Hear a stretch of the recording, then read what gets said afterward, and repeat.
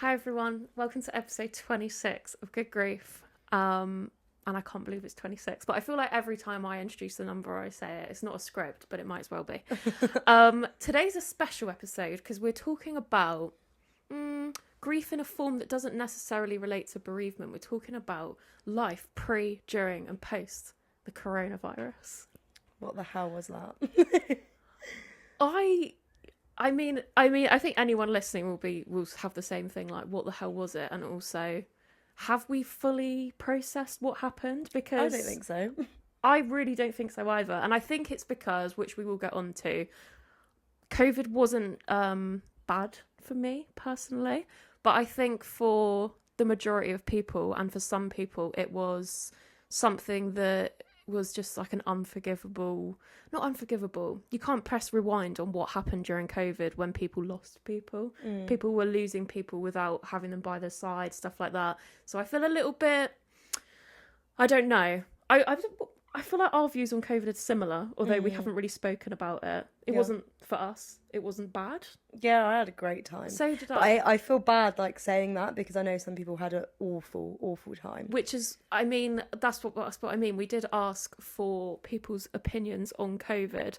And it's a mixed bag, really, which is kind of what you'd expect. I think from the outside looking in post-COVID, you're like, it was awful. It was a war zone and that people got away with things that they shouldn't have gotten away with. Yet we're sitting here thinking, God, I love that time.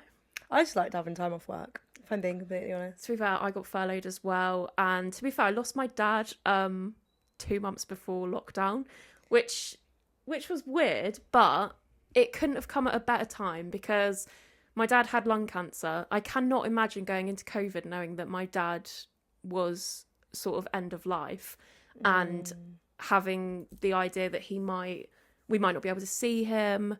Like if he got hospitalized for any reason, no one could be with him. Yeah. And also just the fear that people went through when they had someone who was poorly in their family or knew someone that was poorly, and the fear of COVID being this like unknown illness that was literally killing people. So scary. Particularly people who already had like a undiagnosed or diagnosed health condition.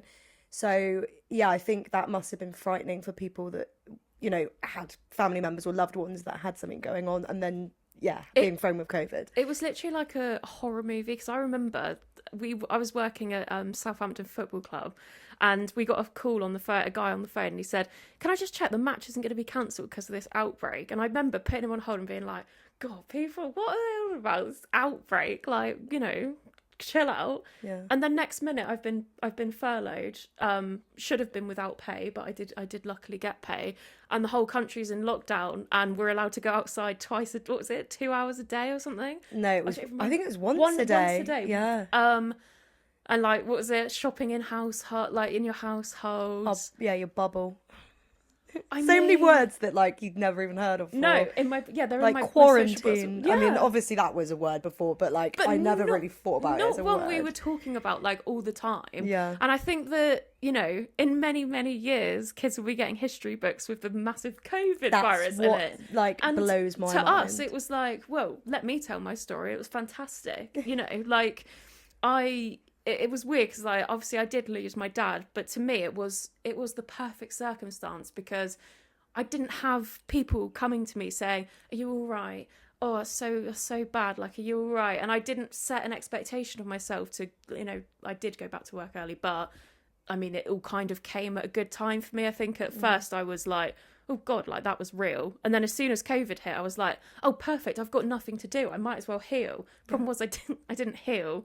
I used the time not in a good way, I suppose. So, but looking back, I had the best time ever. I'm really conflicted about COVID because I think I've been where I've been recently with my grief journey because of COVID, because I didn't allow myself to process things. I was working, I was living with my friends, we were drinking every day, just literally just putting everything under the rug, like there was nothing bad was going to happen, nothing bad had happened even. And then, you know, you go back to normal and you slow down and COVID, not the novelty of COVID wears off, but I mean, eat out to help out, you know, the perks of COVID. And then it comes back again. And then it all goes back to normal and you're like, oh God, like that did happen. But it happened too long ago for me to feel like this. Did it? You know, I was always like just going back and forth in this like open conversation with myself. And I'm still sort of there in a way, I think, because COVID was so like, when are we ever going to get like I don't know actually know how long it was. 6 years ago. What do you mean? How long it was like? No, but it just dawned on me that it was 6 years ago. I know, and then we say like it is actually 6 years ago, but again, like that period of time to me just went like, and I think it was. I say I had the best time. Looking back, I should have. It would have been more healthy for me to have been able to process things and do everything I hate doing and slowing down and proper addressing my issues. But also, I think at the time it was a blessing in disguise for me. I was like, let's just enjoy not working. And, you know, God, I wish that we could just press pause now, you know? I know. I think that was a thing. Like, I really enjoyed it as well, particularly because I was living with Haz and we also had Chaz living with us. So it was just like us three just doing whatever every day. And it consisted of getting drunk, going for walks the next day hungover, having a break, getting drunk, and literally just that on repeat. Me and Chaz watched Geordie Shore, I reckon, 6 hours a day. Just dug out all the old Wii games. Like, it was just like, there was no routine, but also we did have our own little COVID routine. And we were furloughed for, I think, 6 months, maybe even 7, which was crazy. I worked for Centre Parks at the time. And actually, that was a really surreal thing. Like, I was managing, like, the guest services at Centre Parks at the time, and I had to shut down the village. Like, I literally had to tell people to leave, and like that was apocalyptic. Bizarre. Yeah, it literally was so weird. Like, so yeah, I look back on that and it was bizarre, but yeah, I really enjoyed like having the time to just do whatever. Like, just it felt like time was on your side for the first time ever. You weren't like rushing to do things. You weren't like forward planning. You were just kind of sitting in the moment. But then I found, I don't know if you found the same, but after a while I did struggle without the routine, and I struggled without like knowing what was going to happen next. It was just like the fear of the unknown that was a bit weird. I just completely plummeted, to be honest. I think that was, again, what the problem was, because the novelty didn't wear off for me to a degree. I think I was so in a lot of pain that I hadn't recognised because of losing Dad, and I wasn't talking to my mum. I didn't really talk to my sister because I just completely isolated myself in every single way I could. And it didn't work because I had relationships break down. I had an actual relationship breakdown after 4 years because I couldn't address my issues, because I'd just gone, no, I'm having fun, I don't have any responsibility. And it's strange because now I can recognise how dangerous those patterns are and how dangerous those patterns were for me going forward after that, because I had a really tough year after that, sort of picking up the pieces of the damage I had done to myself over COVID. So it was really weird. Like, again, like as I said, like I really enjoyed it, and then it gets to like a point where I still think I'm enjoying it, but the reality is I'm just on a bit of a self-destruction path, because, as you said, without routine and without sort of, you know, getting the help you really need and mixing with other people, and being able to just do the normal things in life, I don't think we really realise, you know, how integral that is until it's taken away for a longer than expected period of time. I mean, we had no idea when it was going to end. I know. I remember being like, oh, it'll probably be a week. No, it'll probably be 2. Oh my God, it's like 2 months. Yeah. Like, and you're having jabs and you're having like... I know. It was so weird. And then there was also just like all the other random aspects of life that they brought in. Like, I was literally had my friend Ed over the other day when we were talking about it, and which gave us the idea for this episode, because I was just like, throwback to that. Like, I don't think we talk about it enough. But he was saying, like, and I know a couple of people this happened to, when you went to do the weekly shop, and there was a period where people were getting like tied or chained to one another, so they'd be in like a line, and then you wouldn't be able to like go. Someone wanted the cucumber, out. Someone else wanted like the spring onions, and you were like having a tug of war in the middle of Lidl. And that was bizarre, but that was like, I don't really know why they did that. I don't actually know why they did that. Like, what was the logic in that? They had a one-way system around the Sainsbury's that I lived near, because I lived in Southampton at the time. And I remember like me and my friend would walk up together. We both lived together, but we both needed to go to the shop, and we'd have to pretend we didn't know each other walking up the road, so the security guard would both let us into Sainsbury's. Like, I literally was like, but I don't trust my old housemate to go and get my toiletries and like my food shop, and also why can't I go and do that? Yeah. And then while we're in there, we can't pretend that we know each other, and we'd walk around behind our masks and look at each other like, oh, we're both in Sainsbury's at the same time. I know, it was so weird. And then also like when lockdown started to like lift a little bit, and you would have to stay in tables of 6 when you went to like the pub, and also when you weren't allowed to get a pint unless you got like an egg, or like a Scotch egg, or like a packet of crisps, or no, it had to be something that was classified as a meal, so not a packet of crisps, it had to be a Scotch egg or a sausage roll or a burger or like something like that. What difference does that make? It was so weird. I actually worked, so when the restrictions started to ease a bit, I actually worked in A&E, in hospital, and I just saw how rubbish everything was. I think like the pressures that staff were under, and also because what it was like, restrictions when you worked in the hospital with staff. So even if you'd been in direct contact with someone with COVID, then you couldn't come to work, because obviously you can't be around patients, vulnerable patients. So I remember Jamie got COVID and I couldn't work for 10 days. Then I got COVID and I couldn't work for a further.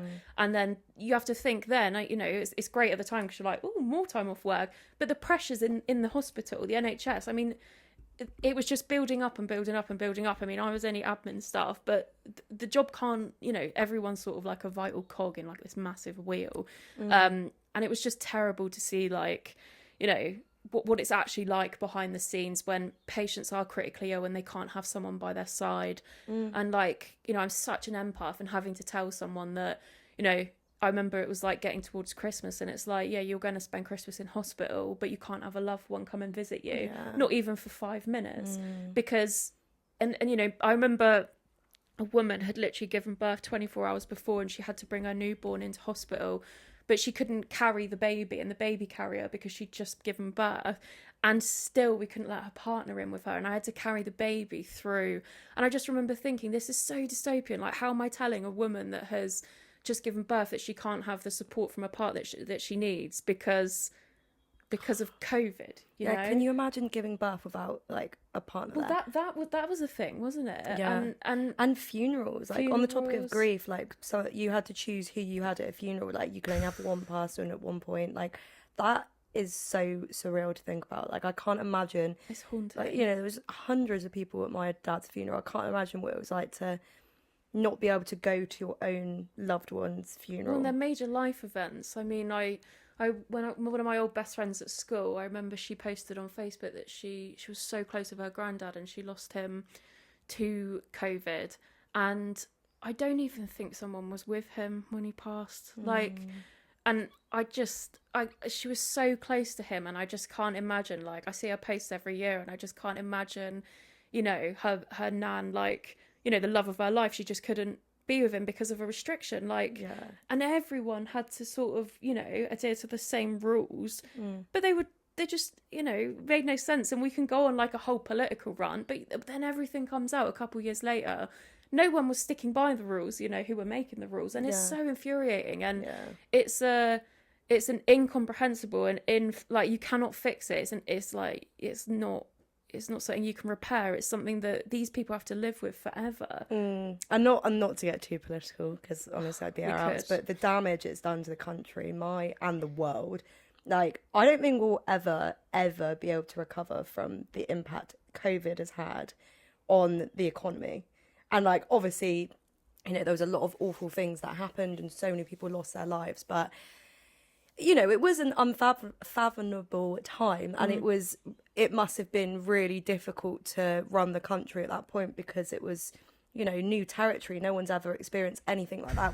I don't even know what an epidemic was or what a pandemic was. Like, no one really was aware of that. The last I heard about stuff like that was like scurvy at school. No, it was literally giving, like, what was it, like the flu, and like, I don't know, what was it? You know, when everyone just started dying in London in like the 1500s. The plague. The plague. Is that what it is? The plague, I don't know. I'm thinking of like rats and like little like kids, not. But like, yeah, I'm just thinking of like people rotting and stuff. But in COVID was, do you know what? It was so ominous as well, wasn't it? Do you remember like everyone walking around in like all like the? Do you remember on This Morning the hazmat suit hug between was it Holly and Phil? God, yeah. What the I hell? low-key think as like, you know, like hate Britain but love it. It's my home but I hate it. But I just remember being like, this is the most British thing ever. Like we're broadcasting people hugging for a screen during COVID. It's like, what? And like, do you remember like Come Dine With Me? And they all had different chair tables. It was like, just you don't have to do the show. Just leave it social distancing. Do you know what? When I went back to Centre Parts, when I returned to my job, my role for 3 months was a social distance champion. And I literally had to tell people to... Sash. I had like an orange t-shirt that said that. It was so embarrassing. And I had to tell people to go around the one-way systems like correctly. And if they went up the stairs and not down the stairs, they had to go all the way back. Come back. It was so weird. But yeah, I just feel like it was a weird one as well because, I don't know. Actually, no, I'm not going to go into it. I was going to get all conspiracy land. No, fuck, I'm going to say it. Also, it was very weird how they just forced everyone to get a jab. I know. We were all just getting jabs. We weren't allowed to go on holiday unless you had a jab. You weren't allowed to go to when everything started lifting again. You couldn't go to a nightclub without a jab. It was all yeah. You had to get out your COVID pass that you got when because I was one of the because I worked at the hospital. They started rolling out, and I was in like the first 100,000 for people to get these jabs, and I was like, oh my god, I've just got it, and I was like, wait, what have I just had? Yeah, like, I know. Literally, we were like, yeah, all right. Yeah, go on, just. I want to go abroad, so just no, and it was crazy, and it was It was just the things that we had to comply with. And I think the thing that is so haunting and disgusting, again, is families that were torn apart through, I don't know, as we said, like both ends of the spectrum, people missing births and people missing deaths. Yeah. You know, the rest of your life won't be the same. And, you know, life events that you think of from when you're a kid, like, oh, my first baby, you know, losing a parent, losing a loved one, and it's completely stained forever while you've got people higher up just completely abusing the power and abusing the rules. It's something that, you know, I can't even get the words out. Yeah, it's just mind-blowingly abhorrent and disgusting. Yeah. And, you know, you know, who was even in charge at the time? Am I being really Boris ignorant? Johnson. Yeah, it's just which is what that whole like era of life was Liz, crazy. And then Liz Truss with the lettuce that lasted longer than her. Like that's laughable. Sometimes we are a bit of like we're mockable as a country. Oh my god, sometimes, all the time. Yeah, true. Like, true. But COVID was one of like Eat Out to Help Out. I actually, and then suddenly it spiked again. I abused that. Me too. Me and Daisy had a routine because it was like we also we found a hack where you could use Meerkat meals, like Go Compare with Eat Out to Help Out. So we were basically getting paid to eat. It was unbelievable. I remember us all being like, "Oh my god, Eat Out to Help Out! Do you want to do this?" And then they spiked again, and we were like, oh, so does it come back? Eat Out to Help Out? And you were like, the priorities of all of us, we're all just completely mangled. Like, you know, everyone's like fighting for their lives with COVID, and we're like, so did the discounts continue like after the latest restrictions? Like the 50% off the hub books that I was having was fantastic. And then I've got my mum being like, my mum was so I don't know what yours was like. My mum was just typical mum mode during COVID. My mum was full mum I only mode. lived with her for like 1 month of COVID, and it was enough because I'm going on a walk, she'd be like, well, make sure you're back within an hour, don't mix with anyone, and if anyone asks you who you're living with, obviously it's just me and you at home. And I was just like, oh, what happened to you? Like, I literally remember going on a walk and like sending my mum a picture of like the landscape and her being like, that's your second walk of the day. I was like, all right. How far away are you? Who are you with? I remember because when I lived in Southampton with my friends, we were a household of 6, so we'd go on our walks as a 6, and it was like we were all just mates, and you could tell that we were all just mates. And I would feel really guilty because I'd see like old couples walking together looking at us like, look at those scumbags not following the rules. And I wanted to be like, guys, state your postcode, we all live at the same address, like I don't want to upset anyone. Like it was completely surreal, completely weird. I ended up on BBC News, like Yeah. Oh wait, I swear I've seen this. I got contacted because I was doing sports journalism at the time. Obviously, football stopped, all the crowds stopped, and they had like the Oh my crowd god, the noises crowd in noises! football. That was so Oh weird. god, it was so. And like the players when they'd cup for their ears, or the fans, and there's no one there. Do you remember as well when they printed off? I think it was Leeds. Of course, it was Leeds United. Like asked fans to print off pictures of people, and they'd put like Realm Moat. The stand. There was some like random people. Oh, it was like Borat went to watch Leeds United. It was just stupid. But no, BBC contacted me being like, because I was doing sports journalism, like freelancing at the time, and they were like, "Do you want to be on to talk about the return of football?" And I was like, "Yeah." And they didn't know that I was living with my friends. And then they said, "What are you doing after this?" And to the whole country, I said, "Just having a barbecue with my friends." And it was lockdown, social distancing. And my Twitter, I'm not joking, it was as if I'd just killed someone. They were like, "So you've got someone on, and you know she claims to be a journalist, but she's not following the restrictions, the lockdown rules." And I couldn't go on there and go, "No, I live with all my friends." Yeah. But yeah, I felt like a bit of an idiot, to be honest, and I really got ripped for it as well. I thought it was a radio interview as well because I had no screen and I was on BBC. Oh my god. Yeah. I think that was a thing. It brought out a lot of like behaviours you'd never seen before as well. Like if you were like social distancing, if you weren't keeping that 2 meters or 1 meter or whatever it was, people would give you some look.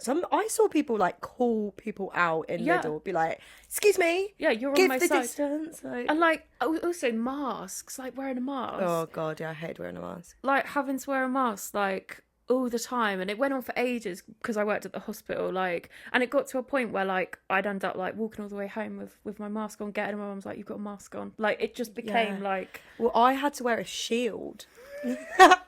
Like a literal... Not the tennis hat, but like the tennis hat shield. Honestly, it was so embarrassing. Like, I don't know why I became a social distance champion, but it was not a good look for my life.